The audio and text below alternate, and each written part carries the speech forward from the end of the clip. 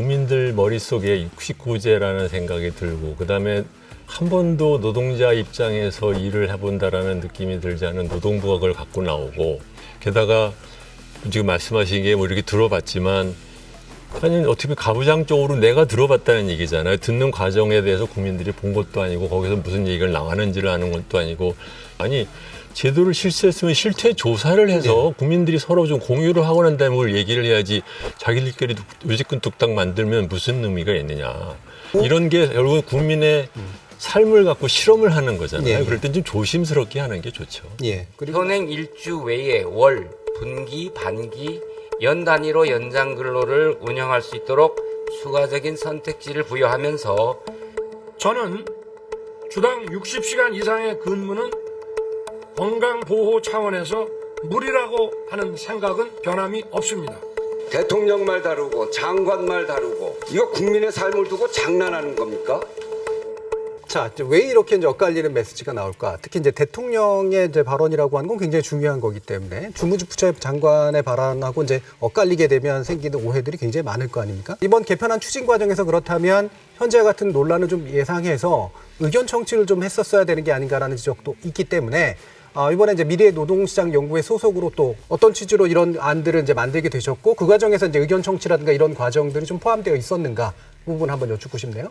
그 노사 대상 광범위한 의견 수렴을 충분히 하지 않은 지적인데 제가 또 미래노동 연구에 있으면서 이건 뭐 저도 참여한 그런 상당히 광범위한 의견 수렴이 있었고 또 지역을 돌아다니면서 또 지역의 노사를 대상으로 한 의견 수렴도 있었고 그 당시 의견 수렴한 기간에 일주에 몇 차례씩 지역과 업종, 직종을 달리하는 그런 어떤 노사 대상에서 제가 인터뷰를 하고 근로시간 개편안에 대해서 어떤 생각을 가지는 관련된 그런 어떤 그 민접조사를 했다는 이야기고요. 그 노동조합 대상으로 해서도 개편안을 완성하는 과정에서 사실 토론을 조직하긴 했지만 그 당시 양대 노총에서 이제 거부한 그런 점이 있고요.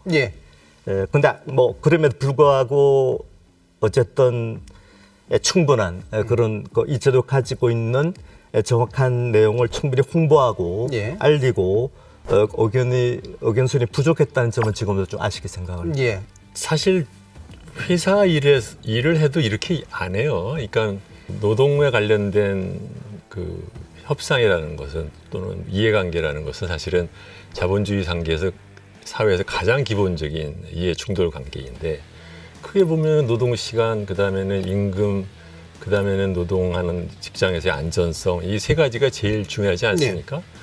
그리고 국민의 반 이상이 월급 받고 사는 노동자예요. 그러면 설사 자기가 뭔가를 바꾸고 싶고 그것이 정말 옳다고 생각을 해도 적어도 그것에 영향을 받는 사람들의 의견을 듣는 그 과정을 아무리 속으로는 그냥 건성건성 하고 싶어도 그 과정 자체를 건너뛰면 무엇을 하려고 해도 국민들이 받아들이지 않습니다. 그러니까 정말 일을 하고 싶으면 이렇게 하면 안 되는 거거든요. 근데 원래 뭐 윤 대통령은 뭐 뭐든지 만지면 부서지니까 그냥 뭐 그거 윤 대통령 갖고 말을 하면 좀 약간 좀 불쌍해 보이고 그렇지만 지금처럼 이렇게 이미 국민들 머릿속에 69제라는 생각이 들고 그다음에 한 번도 노동자 입장에서 일을 해본다라는 느낌이 들지 않은 노동부가 그걸 갖고 나오고 게다가 지금 말씀하신 게 뭐 이렇게 들어봤지만 아니 어떻게 보면 가부장적으로 내가 들어봤다는 얘기잖아요. 듣는 과정에 대해서 국민들이 본 것도 아니고 거기서 무슨 얘기를 나가는지를 아는 것도 아니고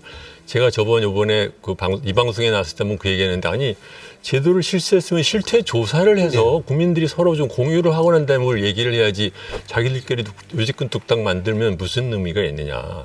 게다가 가뜩이나 지금 야당에서 머저리티를 갖고 있는데 그 사람들한테 설득을 하려고 만든 안이라고 도저히 생각할 수 없는 안을 갖고 오는 걸 보면 이게 좀 이상해요. 이게 이해하기 좀 어렵죠. 저는 그 경산 5위를 통과하지 않은 거, 뭐 경산 5위를 통과하지 않은 상태에서 이렇게 설명회를 하셨다라고 하지만 설명회는 설명회일 뿐이고 그것이 진정한 소통이라고 하기는 저는 어렵다고 생각이 들고요.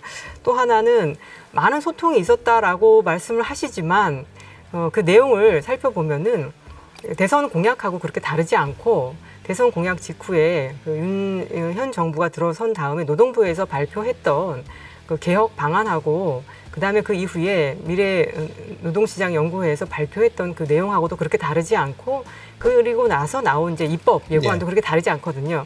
결국에는 현 정부가 처음에 내세웠던 것을 전문가의 입을 통해서 한번 거르고 그걸 다시 한번 입법을 이렇게 만든 거기 때문에 사실 셀프 메이킹이라고 저희가 애초에 의견 정치에 대한 어떤 저는 계획이 있지 않았었을 것이다. 좀 그런 생각이 좀 듭니다.